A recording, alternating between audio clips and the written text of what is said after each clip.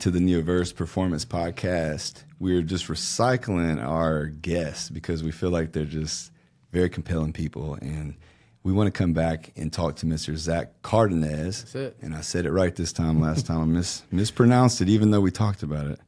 I watched that back. I was like, damn, all right, man. But anyway, so we're here about a year later? Yeah. Yeah, we're here a year later. Now we're on the NeoVerse Performance Podcast, brought to you by Neo Golf, Neo Life, Neo Fit. And this is NeoVerse is kind of accumulation of those things, but it's also all these interests that I'm involved in.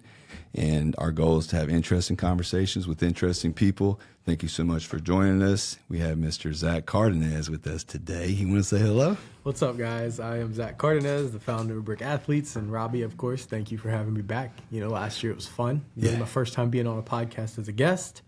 And since then everything's been growing pretty quick. Have you done any podcasts since? Not lately. We haven't even we stopped hosting our show too. I just got so busy. You've been busy. Yeah, I got busy. Yeah.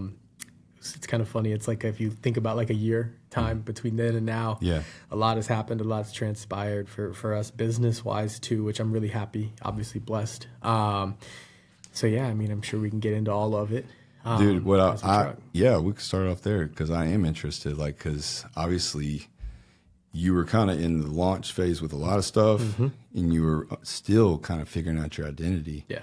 And what you were good at in terms of really the branding, right. And then creating like almost something that's really kind of cool and unique in a point in time where NIL management and money is getting real. Yeah. And I feel like you had perfect timing to enter a market and exploit a niche. Yep. And talk a little bit about your growth. Yeah, so I was just having lunch with my friend Zach as well, and we were just talking about that part. I was like, look, I launched this business in 2023, but it doesn't feel like anything happened until like November, about a year ago, when I started compiling like real plans and developing kind of the identity. You were kind of figuring out what does this need to be. Yeah. I was laying the groundwork, putting the frame together, whatever you want to call it, the foundation.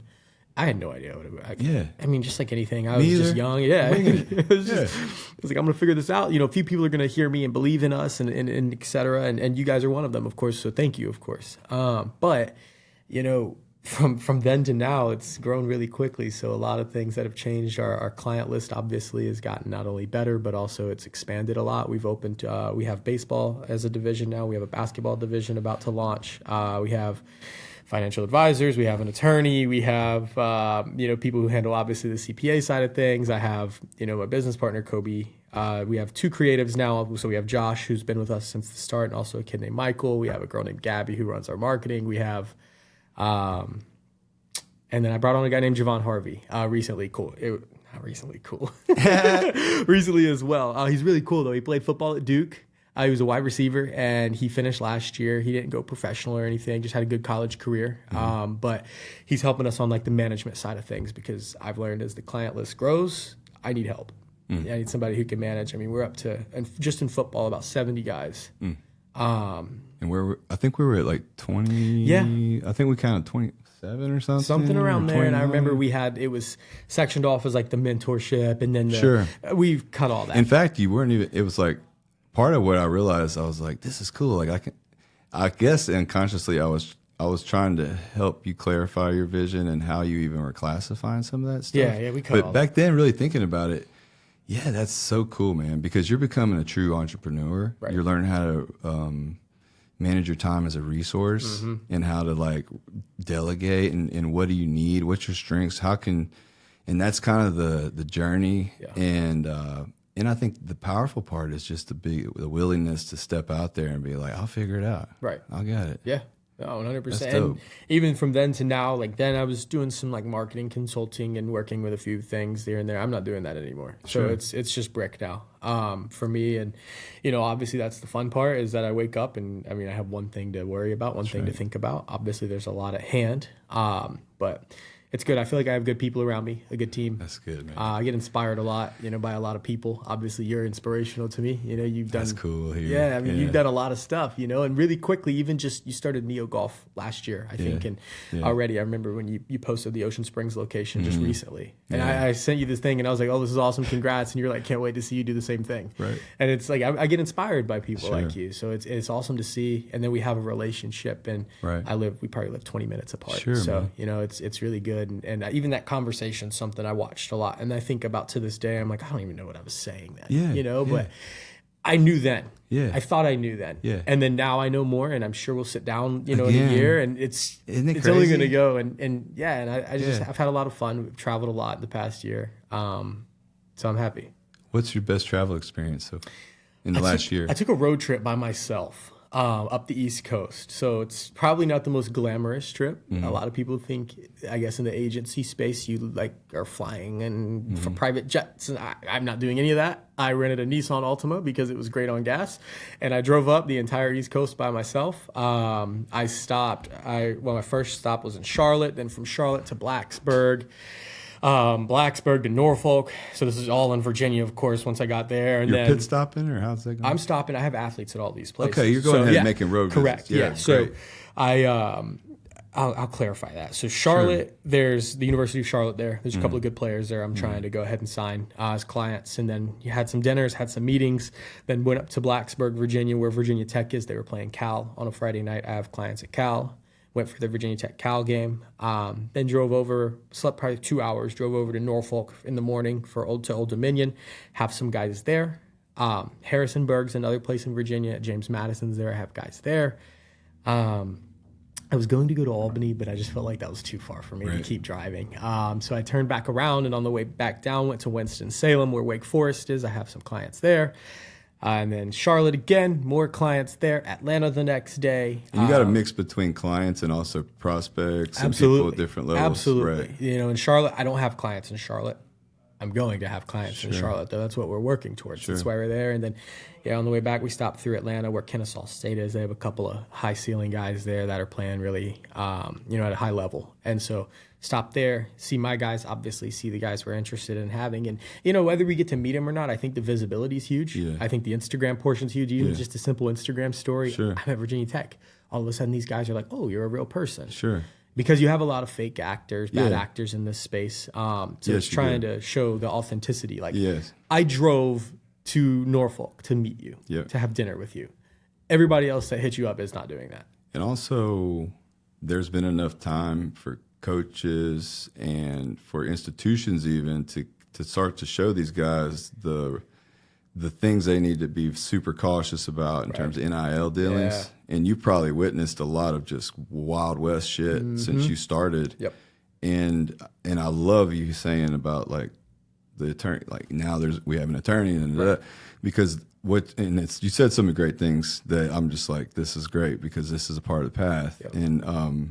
And then the liability thing. And it's funny because the guy before, you weren't there yet, but now to see you kind of transition and evolve to where you realize controlling your liabilities is your business. Absolutely. And the more you can invest and actually start realizing, hey, spend this money, get all these loose ends tightened up, in terms of compliance and licensures and even just being up to date and know where the boundaries are and know where you sit and being in a sense ahead of the game in terms of almost I always try to think of it we got to run stuff like an auditor's coming next week. Yeah. And it needs to just be ran like that. And that way we don't live in fear. Right. And then we can actually just all go guns a-blazing. We know we're safe. Yep. And you as the leader has to create the safety. Correct. And so you prioritizing it means that everything will reflect that. And that's dope. Yeah, it's big for me. It's one of those things, too. When I started, I wasn't thinking about a lawyer. Yeah. I was just thinking about clients. Yeah. But then you get clients and you get contracts. I don't know what I'm looking at. Yep. I realistically, I think in agents, you're kind of do a little bit of everything, but you're also just the best middleman. Mm-hmm. I have the teams, I have the personnel and the best front man. Absolutely. Yeah, you should be the face. Right. Right, and that's my team's really good about that. I think is nobody really wants to be that person out there, so I don't mind it. And that's your thing. Yeah, absolutely. Like people, even it's so silly when we used to do the podcast all the time with all the high school guys, a big driving factor was that to build a base, and I just wanted to make sure we had a base of support no matter what we did. And your heart was in, honestly, I felt like your heart was in kind of from a mentorship standpoint. Absolutely. Like I think that you enjoyed and have a gift in terms of just like kind of being a good, because it sounded to me like it wasn't even half these guys, it wasn't even about they even signed with you, right. But it was like just about having some kind of positive presence around them, I think the only people we did podcasts with that would be clients is Chop, Jaden Ross. I think that's it. Yeah. Everybody else was really just like, let's give the kids a voice. Let's give them something to talk about. And turn it built us almost like, I don't want to say a fan base, but it built us a strong following down in my hometown where I'm from. And now everything we do will have the support. And also they are also in the process of building their following and, right. and actually involving them in opportunities to have like some cool content or ways that they're featured that's going to look great on their Instagrams or whatever. And no, that's super dope. And then also, obviously it puts you in a position where you're most likely to be in that position, but also it's like, well, you're also doing the groundwork and you're building your infrastructure, because with business and entrepreneurship, your foundation isn't totally built. It's kind of like opposite of most construction. Right. Like you're actually got like 80% of your foundation kind of as far as like principles, direction, market, like all the basics. But then the 20%, like it takes you the remaining 80% of time to actually reinforce. Yeah. And you don't even know what your threats are until you get out there and you find them and you counter them. Right. But I think it's just dope that you almost have to have like a bit of naiveness, and ignorance is bliss, right? Right. Because otherwise you would probably be too, if you knew everything you knew now and we put that all back into the mind of that. Yeah. The first time I met with you, like, would you have had the courage to take as much action? No. You know what I mean? No. Yeah. I was Isn't that dope, scared though? of a lot. Absolutely is. And I had a kid call me yesterday. And he wanted to start his own agency. He just wanted somebody. He said a lot of people weren't getting back to him. Cool. We talked for an hour and 42 minutes.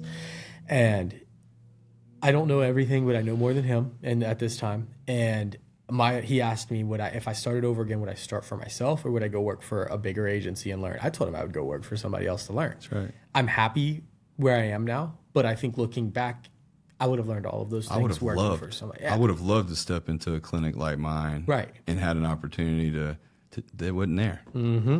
But now that's another thing you're creating from the NIL space. Right. Is now it's like, well, why reinvent the wheel? Yep. There's a way for us to work together, and there's also a path to you having ownership over your stuff. Right. And that's really, some people, that's what they're looking for. And I know there was a point in time where that was me, and I would have loved to jump on board with a team if it had a good coach, right? And now you be the coach, and you are able to kind of build a team and also build partnerships, and especially people that are looking to kind of almost inevitably compete with you locally. Right. And then just be like, you kind of know what's going to happen. And honestly, the more successfully you do it and the easier you kind of make it look as you get better at it, the more people are just going to be like, oh, I can do that. It's almost maybe, though, unfortunately, like maybe I want that his life, his lifestyle, his relationships. Right. Inevitably, it becomes pretty like almost to where it's like expectations and reality kind of start to separate. And you become more confident in knowing what you're building and what it really is and what the barriers really are. And so it's like, look, you can either come into this thing and kind of learn from my mistakes, or you can learn from your own. Either way. And now even when people do that, I've had so many therapists that I've trained and even really tried to build out foundation for them to grow and have opportunities that for me, I'm like, dude, this is so far above what any other organization like mine or opportunities that exist elsewhere. And then see kind of just like, I think I can do it on my own or whatever. And I respect that, to be honest. Like a part of it, I'm like, I hate to hear that, it breaks my heart, and I hate losing a teammate or somebody I've invested a lot of time in, but this is something out of my control. I've done my best, I've taken care of my part, and then things come and go. Right. But you got to try. Right. If you're not trying, you'll never know. And then also the job even you're doing, going up the East Coast and making those road visits, and like you've been able to mentor somebody to be that guy too. Yep. And imagine you being able to step back even another layer, and that's the future. You know. Yeah. Yeah. 100%. I've been enjoying it though. Yeah. I think that's a good answer there. But and then back to, I know you were talking about other people kind of, they look at you and they're like, I can do that too. Yeah. There's a lot of that. Yeah. There's a lot of, and I know for you as well. I mean, there's a lot of practices. Yeah. But what sets you apart is the biggest thing. I think you spend time with just like you said, hour and 45 minutes. That's kind of the part I don't want to glance over, because that's what most people aren't willing to do either. Right. They're like, oh, does this feed me directly? Is it going to feed me in the future directly? Right. And if it doesn't, then I'm not giving it 2 seconds. Right. Like, honestly, that guy's going to be a competitor one day. That's right. But he'll remember I took that time, and I don't have to worry about him poaching clients. Right. I don't have to worry about anything like that. Now it's almost like a cohesive relationship. Right. I have a lot of agent buddies, and I feel like there's a lot of people who I'll say does it the right way. Yeah. And Nick Lintus, one of my good friends. Matt Paul being one. Absolutely. What a great example. Great guy. And if I was more into the baseball space, I think me and him would work really well together. But right now our concentration is just in football, and it's just, look, honestly, there's more revenue. Yeah. It's a sport everybody in the South watches. Sure. There's also one game a week. It's the best market. Absolutely. Honestly. This is football. South is football. Right. Yeah. I don't want to sit at 4 games a week in baseball right now. I'm just being transparent about the situation. It's a grind. Right. Baseball's a grind. Right. And so, but I have good agent buddies, and we always talk, like we share clients, we share information, coaching contacts, different things that can help each other to continue to develop, because I don't see it as competition, where it's a community. There's 30,000, Division I football players. It's okay. Like it's going to be okay. There's plenty that aren't like that, and there's plenty of people. I have, me and my clients are really close, so I hear from them when these other people always talk about, like, oh, Zach this, Zach that. It's like character defamation almost is the way to describe it.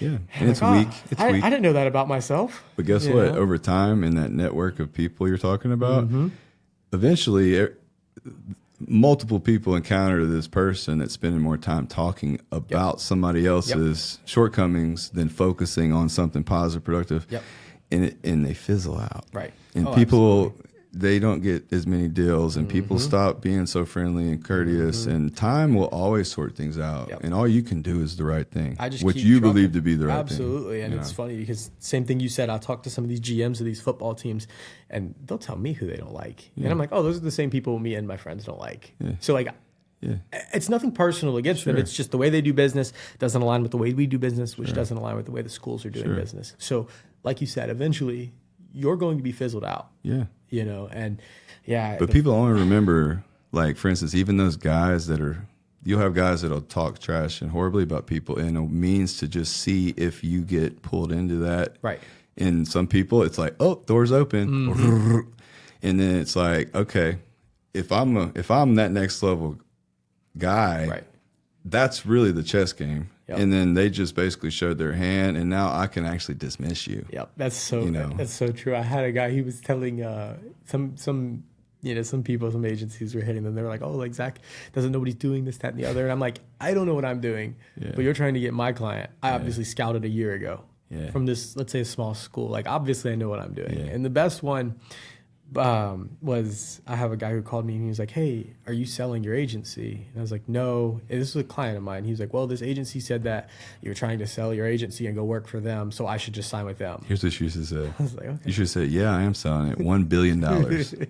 Any more questions? Right. And that's just something, no, it's like, if somebody wants to pay $1 billion, I'm sorry, I love this shit, but here you go. Like, you know what I'm saying? It's like a ridiculous, there's always a price. 100%. But I was like, oh, I didn't know that about myself. Like, I didn't know I was going to go work for these guys. I don't know these guys. Right. He's like, oh, you don't know them? No, I don't know them. And dude, the more success you have, objectively, like, when your metrics are showing that y'all's business and y'all's internal meetings is moving in the direction you want it to go, is whenever you'll notice the more of that stuff. And think about it, it's a very competitive market. It's a very political atmosphere. Even the coaches and administrators mirror kind of the maturity level of the players. just like sometimes you'll see even like administrations and for schools, or like the way the politics and kind of the cattiness in like some executive boards for like school systems sometimes mirror the high school politics. Yeah. So it's inevitable. There's just always going to be stuff. There's so many agents out there, and even like these people's family members that get into NIL off the back of some of these great players. Right. And you know what I'm saying? Like that's eventually it's just like everything works itself out. Yep. You keep all your energy and attention on what you're building, and then you'll hear news like 2 years later, like, oh yeah, such and such is indicted, or they're like blah blah blah. And you're like, oh, okay, I kind of expect that to happen, but I haven't heard. Like, I'm paying zero attention. You know what I'm saying? Right. It's just eyes forward. You know what I mean? Yep. Zach, can you explain, just in case there's someone watching that doesn't know what an NIL is, can you explain to the audience what an NIL deal is? I got you. All right. So there's a bunch of different types. I'll concise it quickly. So NIL is name, image, and likeness. Super easy to understand. It's basically the traditional endorsement. You have NIL marketing, which is viewed as like, a McDonald's deal.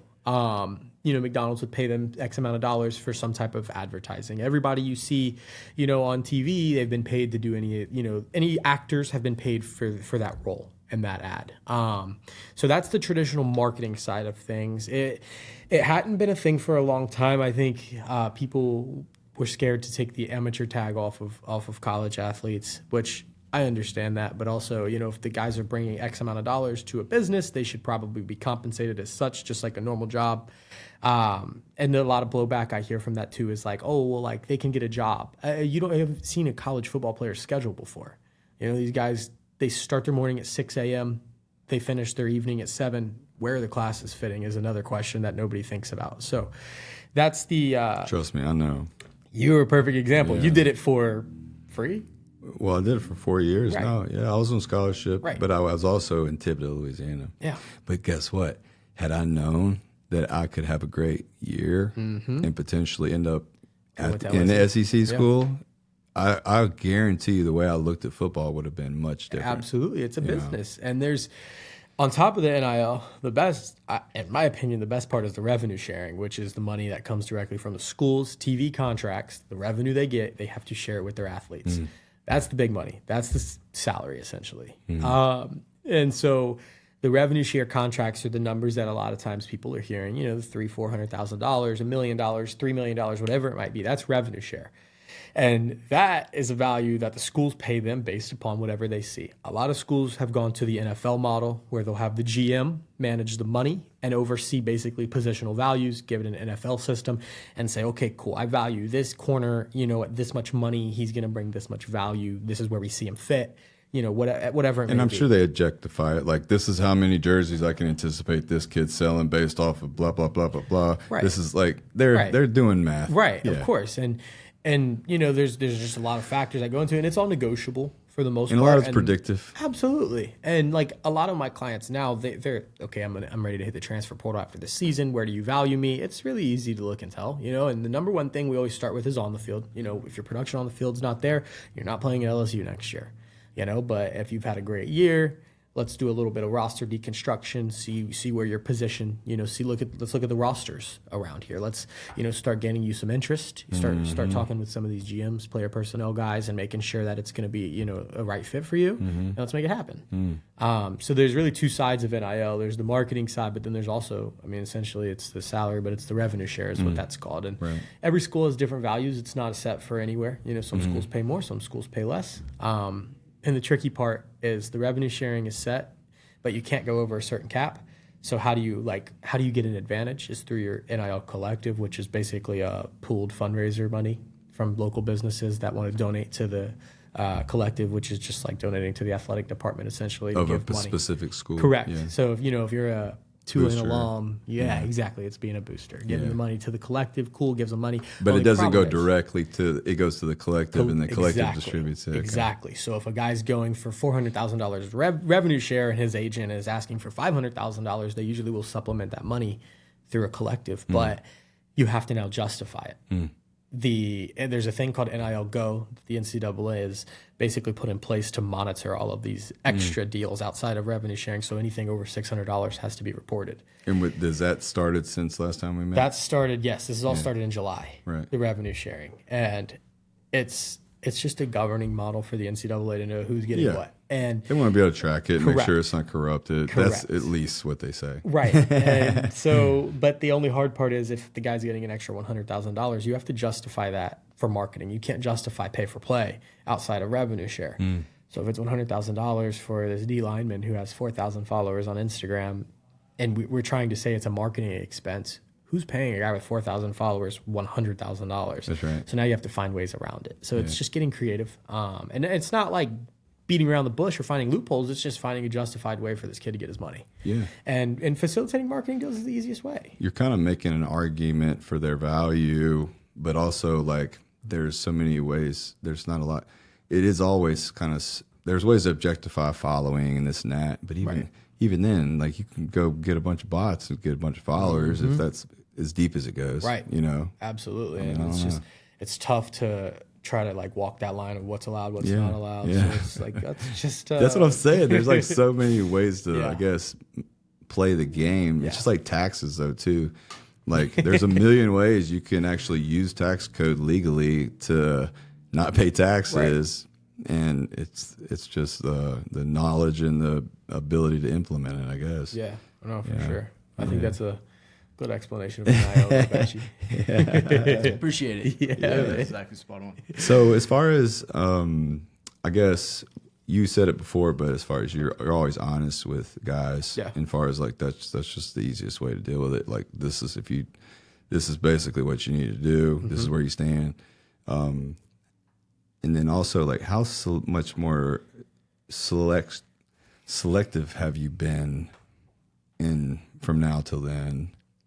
And just so I don't forget and get it out of my head, thirdly, is there a better market to not exploit, but as far as like, is there an angle in looking at 1AA and Division II?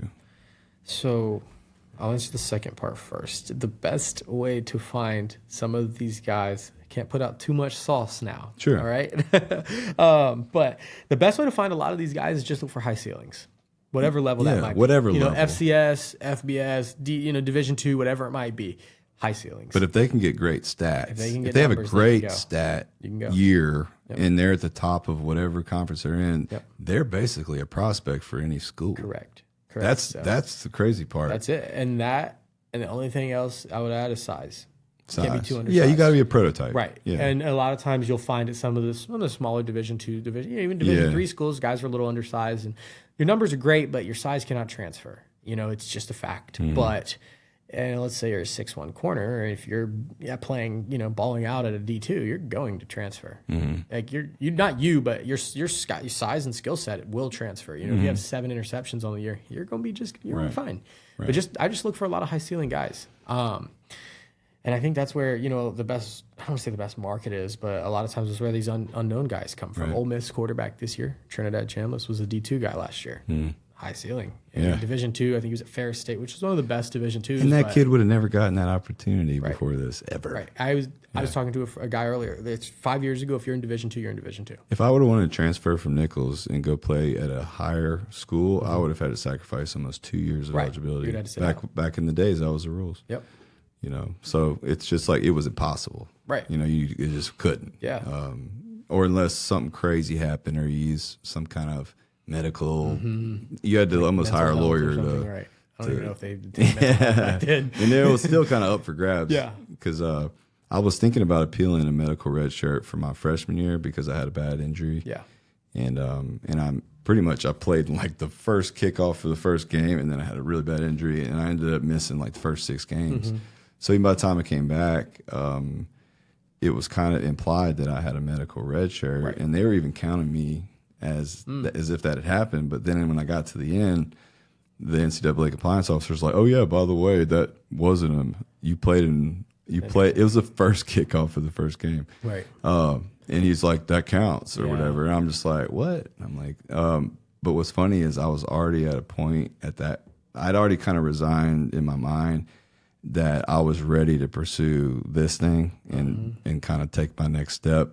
And I was beat down by the process. Like I just had a lot of our whole coaching staff got let go after my first year, and including the coach that brought me on, transferred out. And it was just, I ended up having like a 26-year-old linebacker coach that was a GA the year before, and he was a player before that still had like friends and roommates on the team. It was just like really, it feels toxic. It was toxic quick. And it was also like, it went from like where there's a senior in front of me and I'm like the second mic my freshman year, to where it's like pretty much like this is my year, like to come in and contribute and be the guy.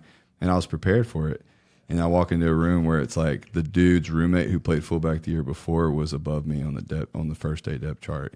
Like he literally erased the depth chart and just made a new one, and include like 3 JUCO guys, his roommate, and me as fifth mic. And I was like the one in waiting that had been trained and prepared with a different head coach and a different position coach. And now it's like there's a new sheriff in town. And it's like, I don't give a crap what was the deal, you know. But if that was today, you could have left. Yeah, and I should have, honestly, but I considered it. But there was just my only option was really to come back to Perk and play at Gulf Coast, which is like, in a way, it almost, in a lot of cases, when people do that, it's because they had to, or it's because they flunked out, or it's because. So back then there was like it wasn't a good look. Yep. It wasn't a good stigma to go from like a D1, even if it's D1 AA, to JUCO, because it almost puts you in this class of last chance you people. Well, they call those guys bounce backs. Yeah. So it's the same thing. It's like the last chance. You become like a last chance you type. Exactly. And back then it was just not. And I was like, dude, I have 4 years of paid for school here. This really like getting my doctorate at that point was like my number one. I was like, I'm getting something with some initials on it. At that point, it was that shallow because I was just a ball player. It was a goal. Yep. You know, it was just to get somewhere.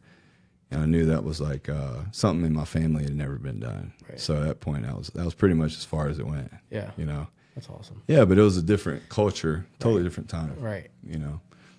But also the opportunities, and like just to think about, dude, there were some times it felt pretty hopeless. Yeah. Especially in that transition after that, and like the next year or two, trying to sort things out, because I was already over there alone. I didn't have any real friends over there or connections, and so it was all like being away from being like the guy in D'Iberville, like state championship guy, you know, like know everybody in town, like this little, you know, only state championship in the history of D'Iberville. You go over there, and it's like these coon-asses that have all been in high school together. They know each other. They, you know, all these John Curtis guys. They're all talking shit about stuff they did and games they played. And then here's this kid from Mississippi. Yep. They're like, who is this guy? Yep. You know, and they made it. They like made it a rite of passage, I'll say. Like they definitely. But those are some of the greatest friendships I made. Right. It was people that didn't just. It was like you kind of had to earn. You got to earn it over there. Right. Over here, it's a little different. I kind of almost give the benefit of the doubt until you give them a reason not to. Over there, they're kind of like, I don't know. We're going to kind of, you stay there for a minute and we'll see how you fit in, you know.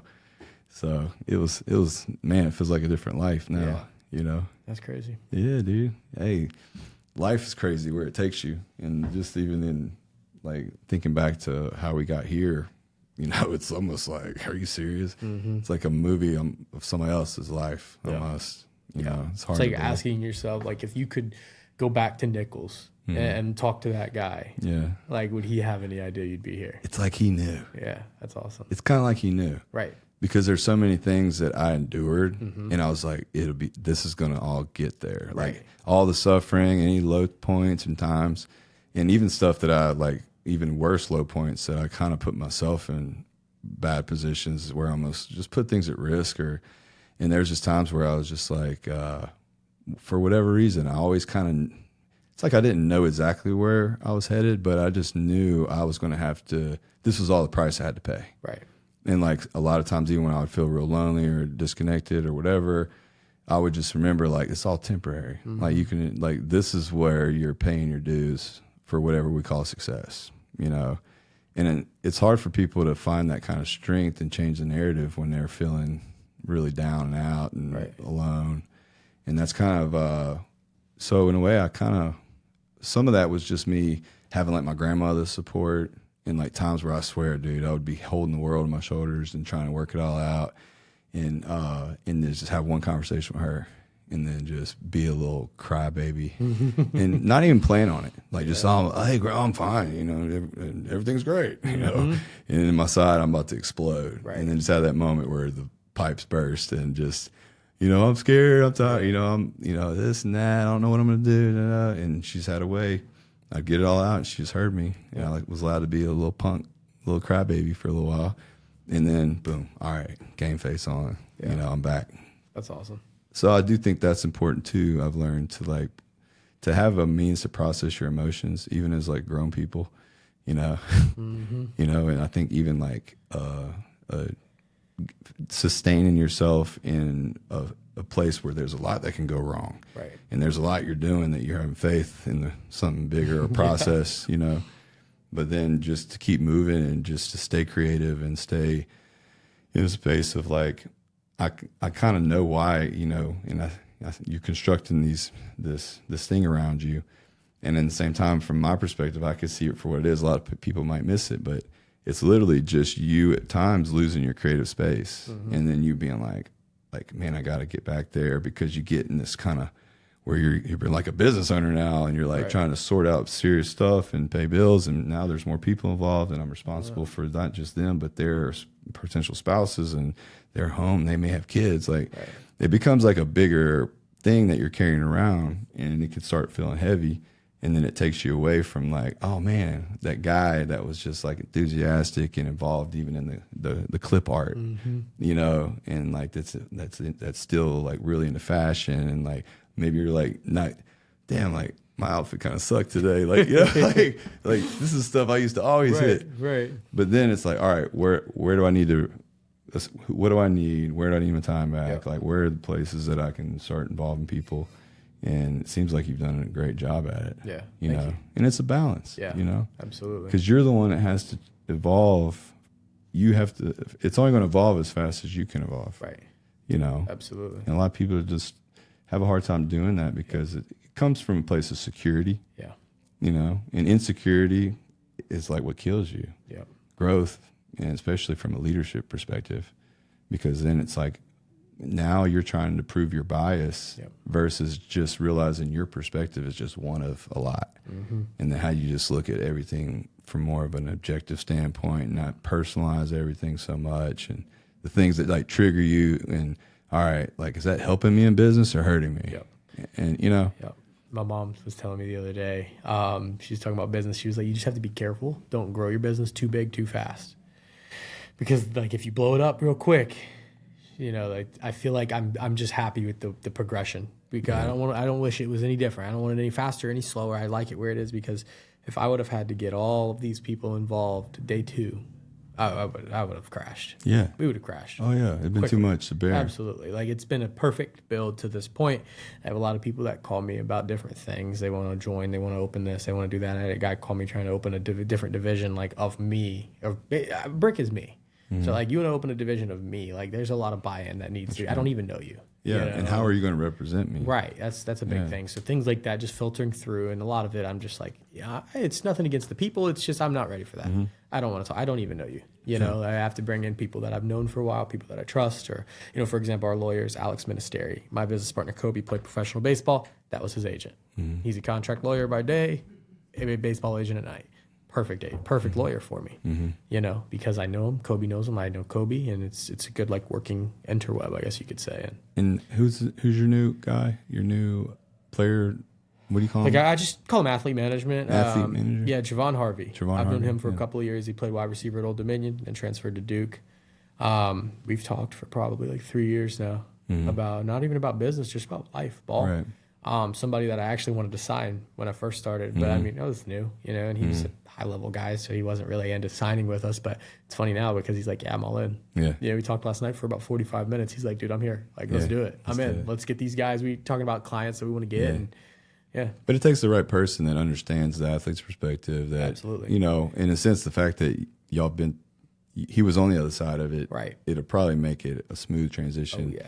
And you know what that person needs. Yep. You know, as far as the athletes you've dealt with, you know what their concerns are and right. what they're looking for, what their misconceptions are. Well, and that's what I told him too. I was like, dude, it's gonna be perfect because you've been there, you played there last year. I know the business side. Like it's as easy as 1 + 1 here. Yeah. You know, now I have you to also help. You know, you're not necessarily going to do the agent work, but you're going to help me find some guys. You know, let's be honest, you have a cooler Instagram. I mean, like you're more reachable for some of these guys. They'd be more likely to respond to you. So, yeah, I think it's going to go really well. It'll be our first kind of like transfer portal season working together. And it'll be like your first chance to really work on how you work through that person. Yeah. The thing that's like your specialty. Right. That's like me hiring and training therapists. Yeah. It's like there's a lot of what I'm teaching them that's also like a lot of people may consider even proprietary, and they do hold on to. I've been the type where I'm like, the more people I have to teach, the more I'm learning. Right.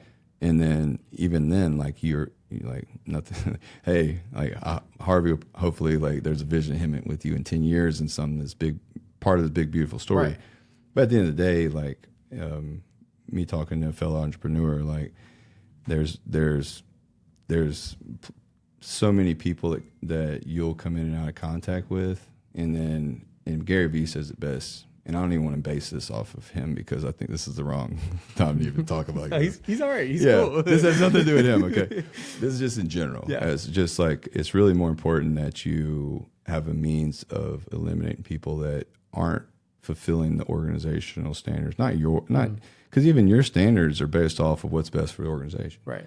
It's like, what's best for the team? What's best for us? And so at that point, anybody that is detrimental to that, there's a means to like, it's not about finding the right person. Sometimes it's about getting rid of the wrong. Yep.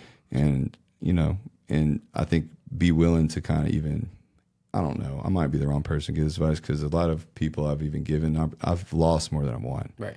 But I've learned more than most. Right. And what do you, with the cost of education? Yep. You know, I've had a lot of people that I've seen like, hey man, like, you know, even sell me on using my resources potentially to make something work for them. And, but in a perfect package, you know, in a way too, you want to bank on people or you want to see other people go for it or whatever. Yeah. But also there's just times where, you know, if I knew what I knew now, I would have had a much better means of kind of understanding where to cut things off instead of letting them perpetuate maybe a little too long, you know, and stuff like that. Yeah. Just like I was talking about the phase of like liability control.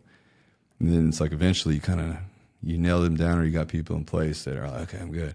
And then you go into another phase of where you think about scaling and like, what does that look like now? What does it look like later? What do the steps look like that potentially, you know, or people involved? And then like where I'm at now, let's say 10 years in, it's all about like systematizing policy training, and then like building people. Like for instance, Batch is the director of media, you know, and he's taken on so many forms and roles over the last 6 years. Even while he was in college, if you want to go back, it could go back the last 10 years. I mean, he's been connected to this since it started. I mean, his family, but also like seeing now what resources in place. Am I just putting a label on somebody, right, or am I giving them like the means to, like, in a way, give them the architecture for them to build the house that can stand for itself, and but not necessarily have to be the one that's out there holding the end of the board for them all the time. You know what I mean? Yep. I just had that same conversation with a few of my guys. I was telling them the same thing. Like there's a few things we're like building internally to help them. I was like, I want everybody to have their piece. Like always, you know, I'm never going to be, I want this, and this. Like there's so many of us involved. I was telling Kobe, like, let's create this. This is you. This is all you. You know, I just want to oversee it. Make sure you're doing it right. I'll look at the spreadsheets. Let's have somebody manage the money part. This part is all you. Same with Josh. Like, this is all you. Like, less of just me. Like, there's branch off. That's why, I mean, when we started, we were brick athletes. I was like, let's just throw enterprises at the end. Let's just do it. You know, I want to umbrella it, kind of put a lot of things under one name. I feel like it also made trademarking easier, things like that. So, no, you're right. I'm playing with all that. Yeah. But yeah, so there's a lot of stuff. And just like you did with him is like, I want to do the same thing for my guys. Like, here, this is your part. Josh, this is your part. I'll give you whatever you need to succeed. What do we got to do? Right. Let's put those in places and let's see what we can do. Yeah. And that's hard too, because there's this balance too between things that you are and were directly involved in, and even things that you're like, this is actually part of what got us here. Mm-hmm. Like some talent you might have in certain things or whatever. Right. And then now you have to essentially, in part, you have to kind of step back and be like, well, it's not really my way specifically, right. But also like, but that doesn't even mean like sometimes you got to take ideas and things. If like somebody really believes it and they stand behind it, and it's like sometimes it's like, well, let's just go with that, And then it's really great when there's like a nice blend. Like for instance, like creative processes where it's like Batchy will kind of get pretty much most stuff. Now it's like less of that because we have a really bigger media team and there's just more people and steps involved, and I kind of step back to the point where they just do good stuff. Yeah. And as long as for some reason like there's like as long as like we're not missing posts and we're just sticking to the plan. Yeah. But getting to the point where there's a cohesive plan, and then there's like there's some intentions and like outsourcing creative stuff is like, because it's stuff even that I like to be involved in, but also the 10% once it's like 90% there, or maybe like the pre-planning or like some of that calendar formation stuff. And that's really where beyond that, it's like, let's y'all do your thing, Absolutely. And, but yeah, it is in layers. And there's times where like unintentionally, cause I'm the anti-micromanager. Like I don't want to be micromanaged. I don't want anybody, but also there's a balance between like actually some people need to be led to a certain degree, and they're not as independent maybe as me and you. So they actually need some presence and time, and like but doing it from a visionary's perspective, it's always more vision based. It's not as like X's and O based. Right. Like this is actually how you run the play. This is how you execute, and that's where I've had to learn. That's part of like compensating for my weaknesses as a visionary, because I could see the big picture. I could see it so clearly. If we do this, and this, it's going to go to here. Mm-hmm. But then it's like, well, okay, now there's like 10 steps, which each one of those things you just mentioned. Like, how do we really execute this thing? What training do we need? What resources do we need? Yep. And involving them in the process of giving them enough to kind of get out there, learn some stuff, learn some threats. Batchy can kind of figure out what equipment we have, what we don't need, what's working, what's not working, to produce the look that we want or whatever. And then at some point it becomes less frequent, because it's like you kind of start plugging everything in and it starts kind of getting to a point. But you kind of almost have to run your business in a way where you understand it as for what it is, but you're constantly reinforcing what it is to everybody within it. Right.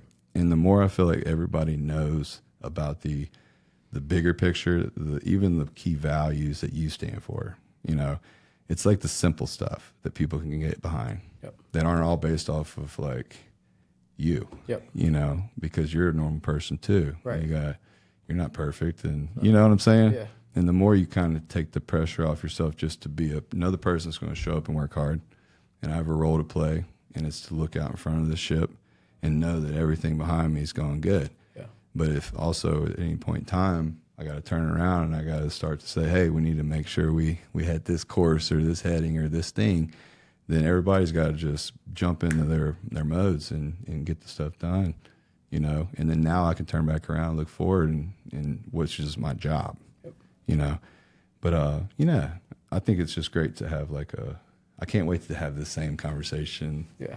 Like each year. Another year. Yeah, dude. Yeah, that'll be awesome. No doubt about it, dude. Yeah. And you actually, I'm trying to think, because I can remember pretty well. You were wearing that puffer, black puffer jacket. Black puffer, black beanie. Yeah. Yep. Yeah. Yep. You look more professional now. You still have that style you got. Yeah, I tried to. I'm trying to grow up a little bit. Yeah. I'm only 26. So yeah. I feel like I'm doing all right. You're doing good. You're ahead of the schedule, bro. Yeah, I'm trying for sure. I had no idea.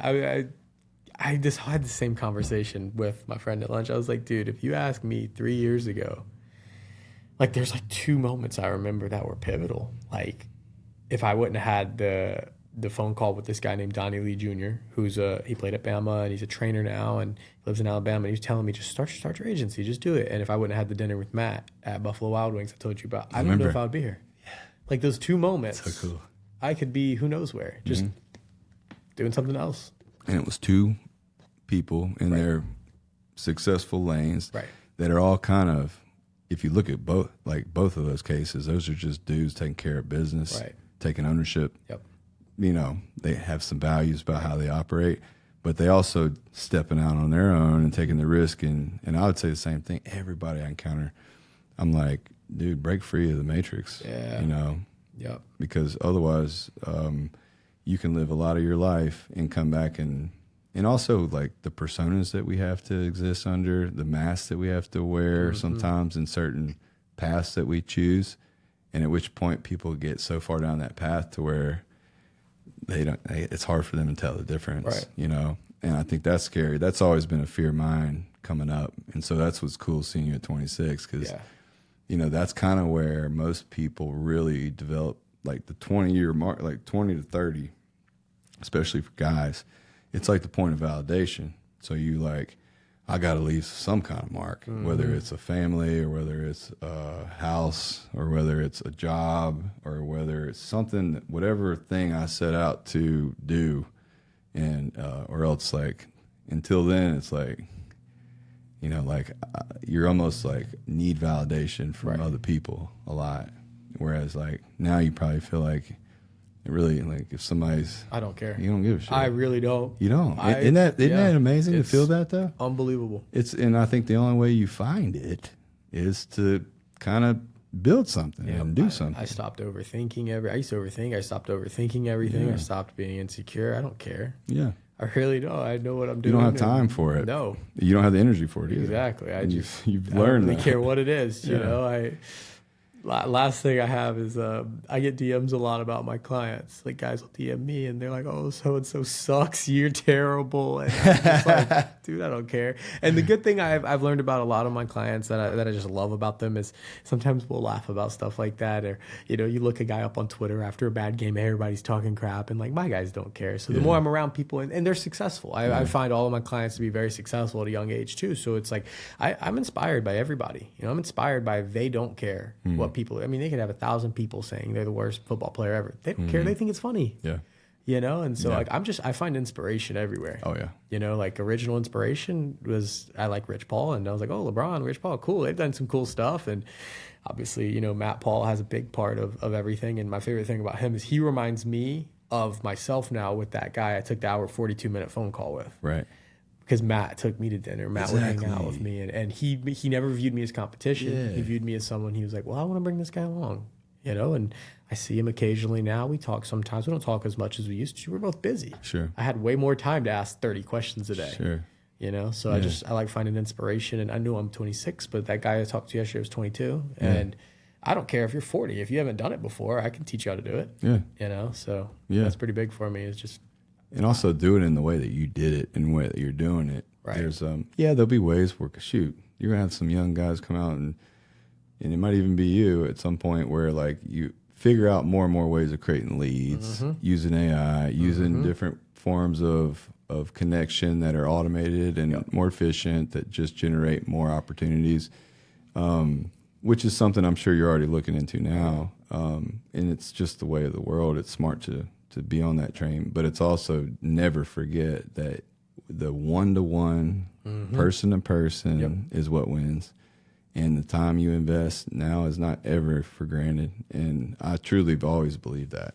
I've had so many nights where I stayed, 45 minutes to an hour after, not only after we close, but like after where it's dark and like the street lamps, just talking to an employee in the parking lot at a point where I'm just like, I feel like this is the most important thing I could do right now. And just whatever, I'll deal with the consequences later, but also it's just it's really just being very intentional and living in the moment. Right. And I think now you have a means to really do that. And I think a lot of times when we get into that kind of like what I said, the matrix, or when we're in the kind of that corporate world where we have to wear those masks, it's like that's the point where I feel like the time, you don't appreciate time until you get a little older.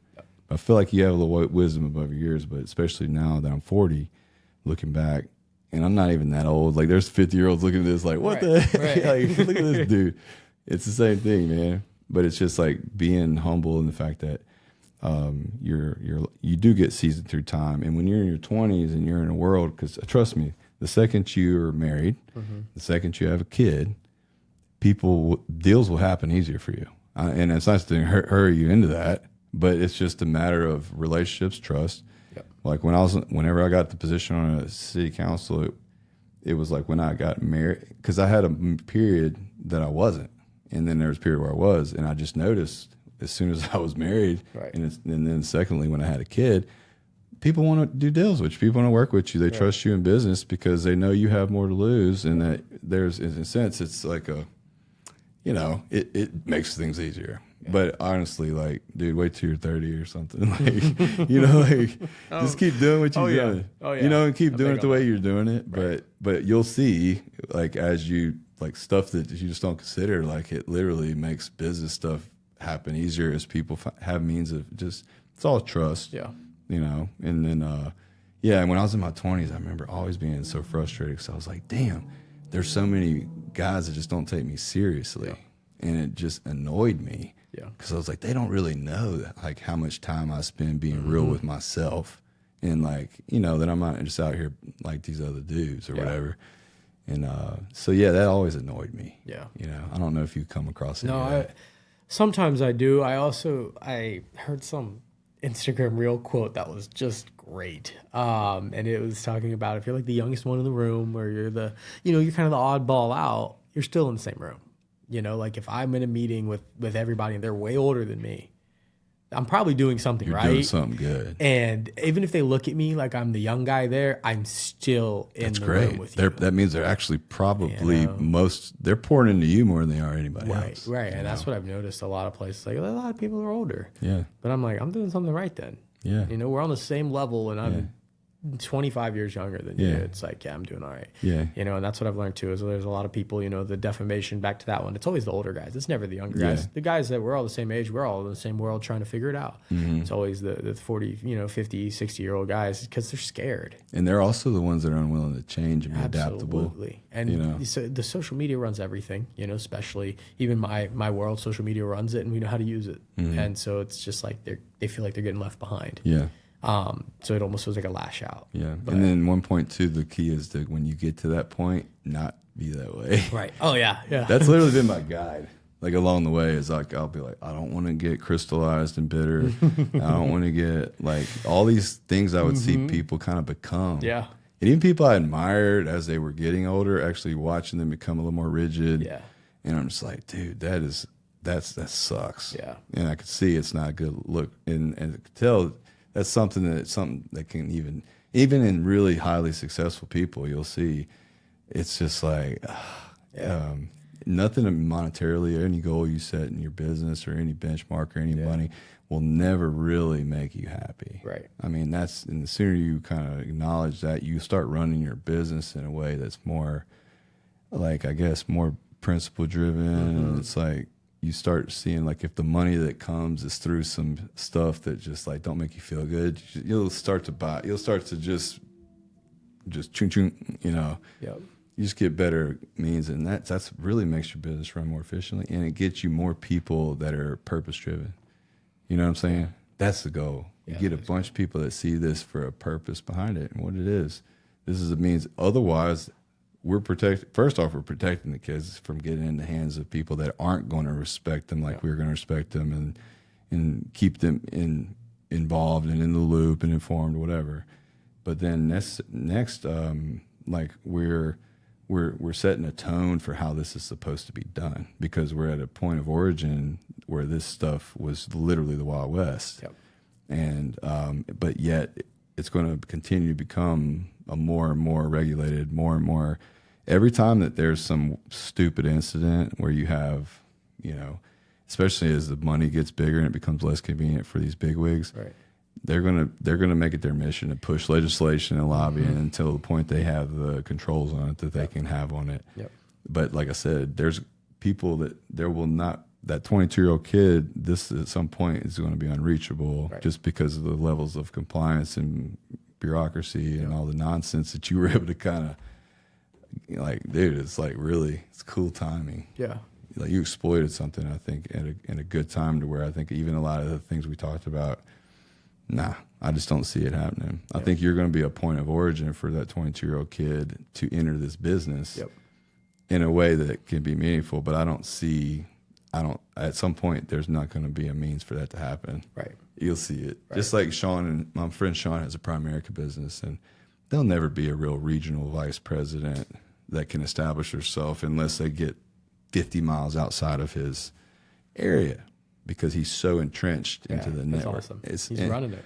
Yeah, but also, like, that's important for anybody to realize, like either you involve yourself in a pie that's already there, or you create one that didn't exist, or one pops up all of a sudden, and you're able to jump in and occupy some space. Right. You know, and but reputation and honesty and doing the right thing over and over and over and over, nobody can back that up. Yep. So once you get every year you do that, by the time you get down the road, like that's what's actually getting all your deals. That's why stuff falls in your lap because it's already like it's a referral deal. Oh, dude, it's insane. Yeah, you know, I had Casey, one guy at Tulane. I have like 6 clients there now.